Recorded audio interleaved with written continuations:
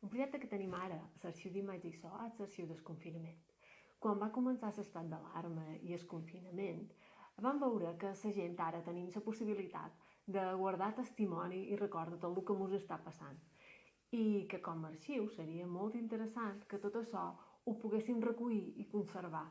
Perquè ara, en aquest moment és el que estem vivint i no li donem més importància, però d'aquí uns anys serà un testimoni, un document històric. L'arxiu del confinament vol recollir tot el que està passant a casa nostra. Com vivim el dia a dia, els aplaudiments de les 8, els carrers buits, les mascaretes, tot. Tot el que sigui per donar testimoni del que han estat aquests dies.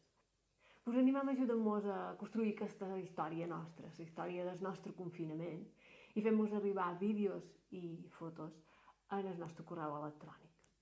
On han arribat moltes des que van començar, ja fa un parell de setmanes, però segur que n'hi ha moltes més per arribar. No sé, se m'acudeix que molta gent devia celebrar Pasqua d'una manera diferent. O que hi ha grups de veïns que dissabtes fan un poc de festa per animar l'ambient. Festa de balcons, no d'un altre tipus. Tot això, tot ens interessa per formar part de l'arxiu del confinament. I ara tot seguit us mostrarem una petita mostra, és petita, perquè ens han arribat més coses. I també és una manera d'agrair a tots els que ja heu col·laborat la vostra participació a l'arxiu del confinament. Esperant que us animeu, que vulgueu formar part d'aquesta història del confinament de Menorca. I moltes gràcies.